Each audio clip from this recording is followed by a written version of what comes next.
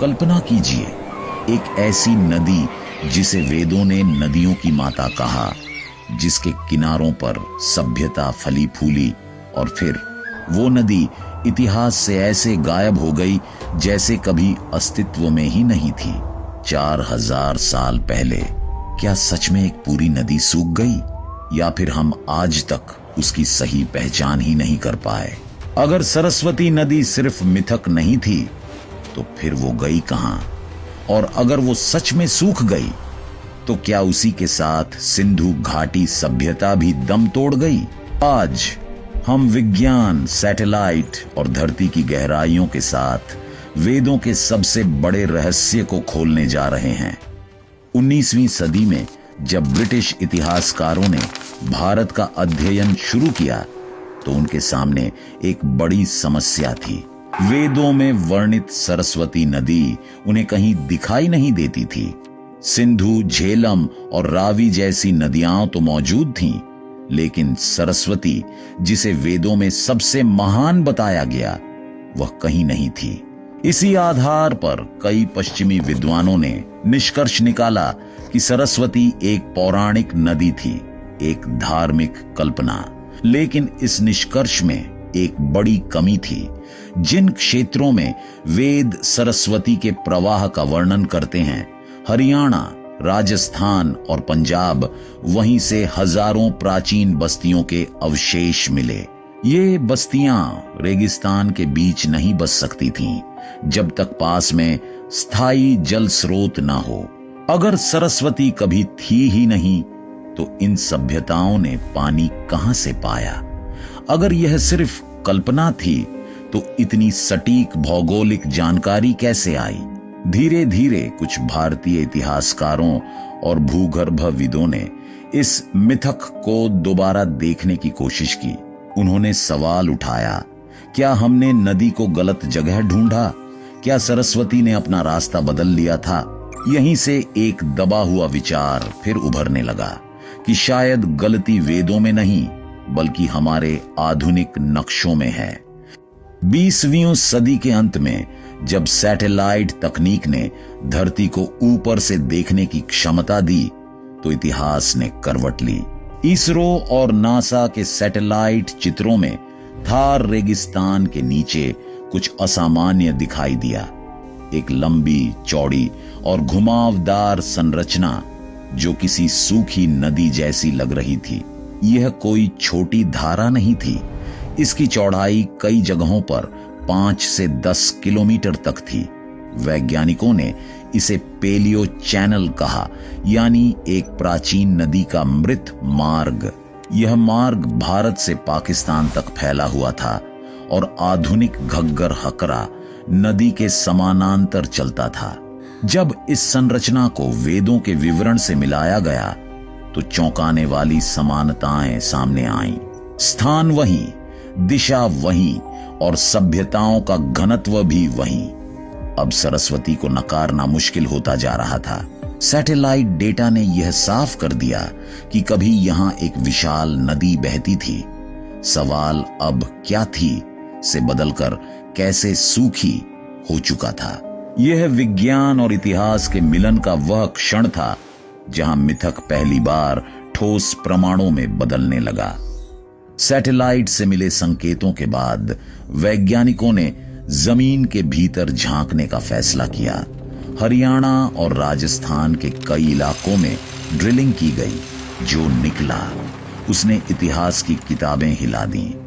रेत के नीचे मोटी परतों में नदी की मिट्टी, घिसे हुए कंकड़ और मीठे पानी के विशाल भंडार मिले।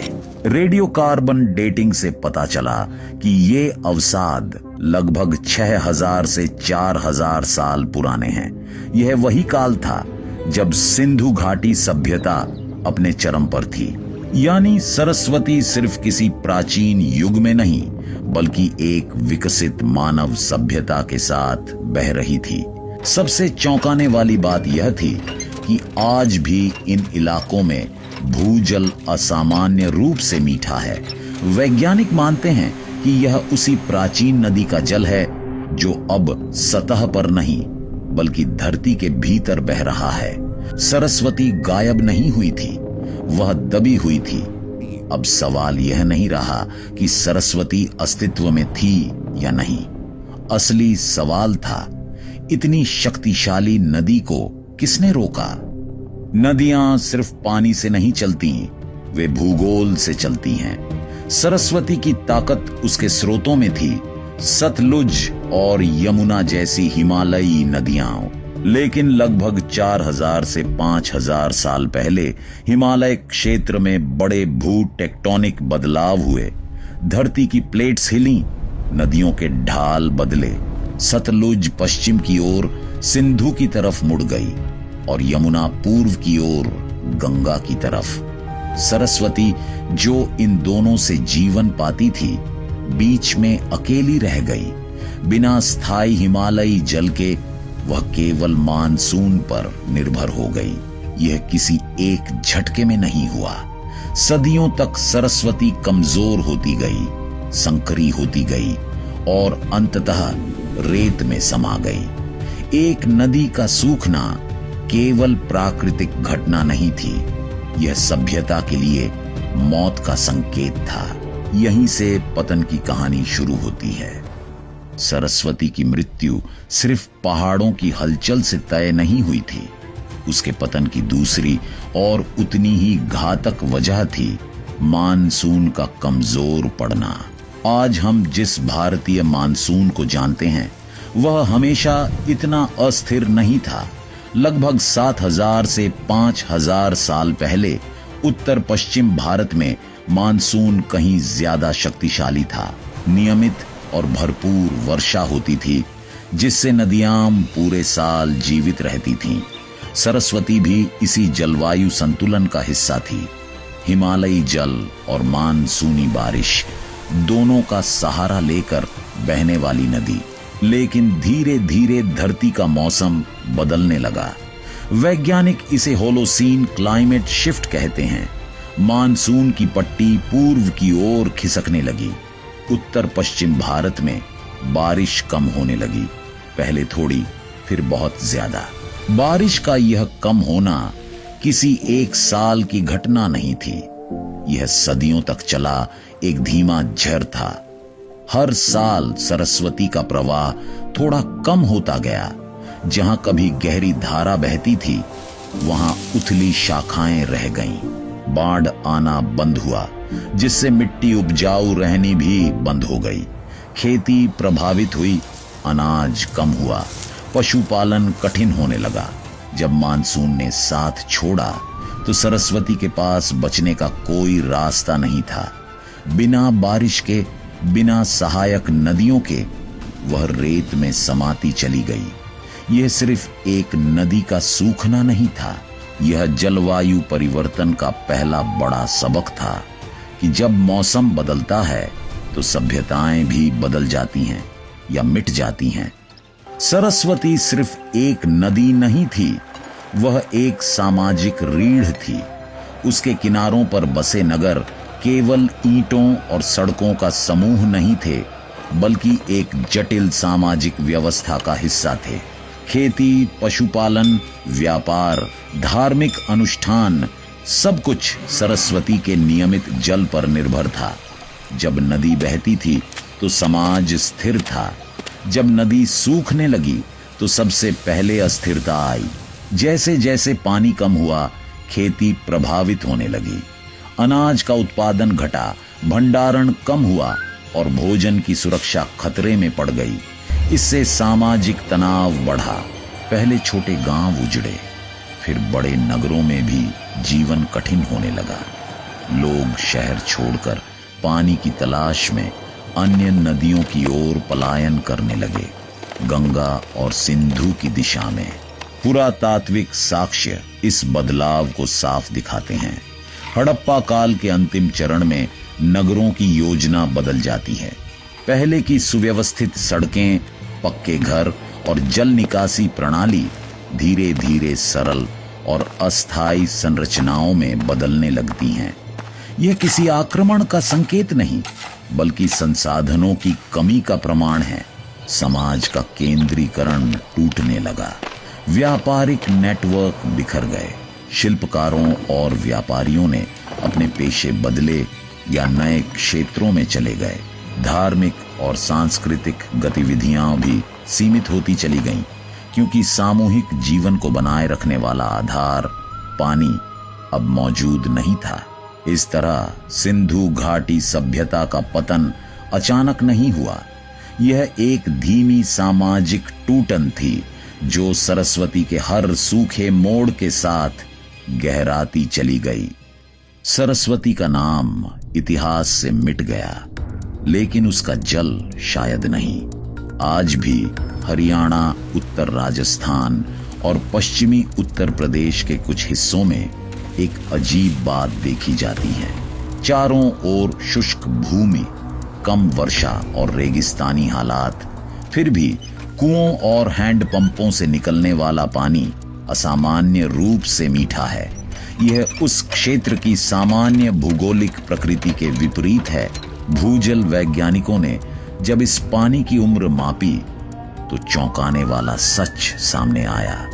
कई स्थानों पर मिला पानी हजारों साल पुराना है, इतना पुराना कि वह आधुनिक बारिश से जुड़ा ही नहीं है। इसे फॉसिल वाटर कहा जाता है।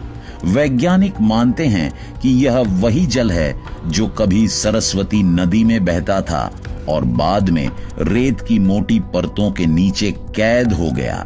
इसरो द्वारा किए गए भूभौतिकीय सर्वे बताते हैं कि घग्गर हकरा पेलियो चैनल के नीचे आज भी विशाल एक्वीफर मौजूद हैं। ये प्राकृतिक जल भंडार ठीक उसी रास्ते पर फैले हैं जहां प्राचीन सरस्वती बहती थी। यानी नदी सूखी नहीं, उसने सिर्फ अपना रूप बदला। धरती की सतह पर सरस्वती अदृश्य है, लेकिन धरती के भीतर वह अब भी सांस ले रही है। यह विचार सरस्वती को केवल अतीत की कथा नहीं, बल्कि वर्तमान की वास्तविकता बना देता है। वह हमें याद दिलाती है कि प्रकृति कभी अचानक खत्म नहीं होती, वह बस चुप हो जाती है। और जो सभ्यताएं उसकी इस चुप्पी को नहीं समझ पाती, वे खुद इतिहास में खो जाती हैं। सरस्वती की खोज ने सिर्फ एक नदी को नहीं, बल्कि इतिहास लिखने के तरीकों को भी कटघरे में खड़ा कर दिया। लंबे समय तक आधुनिक इतिहासकारों ने वेदों को धार्मिक ग्रंथ मानकर अलग कर दिया।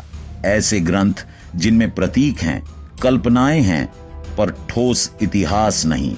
दूसरी ओर वेदों में वर्णित भूगोल, नदियां और सभ्यताएं सदियों से भारतीय परंपरा का हिस्सा बनी रहीं। यही दो दृष्टिकोण आधुनिक अकादमिक इतिहास और प्राचीन वैदिक परंपरा आपस में टकराते रहे। लेकिन जब सैटेलाइट डेटा, भूगर्भीय सर्वे और पुरातात्विक प्रमाण सामने आए तो यह टकराव कमजोर पड़ने लगा। वेदों में वर्णित सरस्वती का मार्ग, दिशा और स्वरूप सब कुछ वैज्ञानिक प्रमाणों से मेल खाने लगा।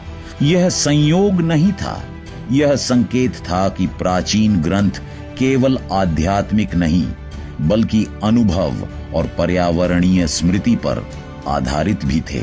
इसका मतलब यह नहीं कि वेद विज्ञान की पाठ्य पुस्तक हैं, और न ही यह कि आधुनिक इतिहास गलत है। सच्चाई इन दोनों के बीच कहीं है। वेदों ने सरस्वती को जीवित देखा था, आधुनिक इतिहास ने उसे मृत मान लिया था। आज विज्ञान बता रहा है, नदी मरी नहीं थी, बस समय के नीचे दब गई थी। सरस्वती का पुनः उभरना हमें यह सिखाता है कि अतीत को समझने के लिए किसी एक दृष्टि पर भरोसा करना पर्याप्त नहीं।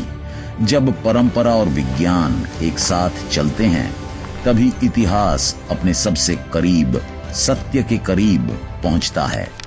सरस्वती की कहानी केवल अतीत का रहस्य नहीं, यह भविष्य की चेतावनी है।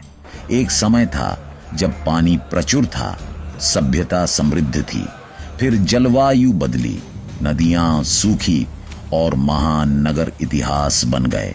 आज जब नदियां फिर संकट में हैं, जब मानसून अनिश्चित हो रहा है, सरस्वती हमें याद दिलाती है कि सभ्यताएं हथियारों से नहीं, पानी के खत्म होने से गिरती हैं। प्रकृति चुपचाप संकेत देती है, सुनना हमारे ऊपर है। क्योंकि जब नदी मरती है तो सिर्फ पानी नहीं, पूरी सभ्यता मरती है। अगर आपको यह डॉक्यूमेंट्री पसंद आई हो तो लाइक कीजिए, शेयर कीजिए और ऐसे ही गहरे रहस्यों के लिए सब्सक्राइब करना मत भूलिए, क्योंकि इतिहास हमसे लगातार कुछ कहना चाहता है।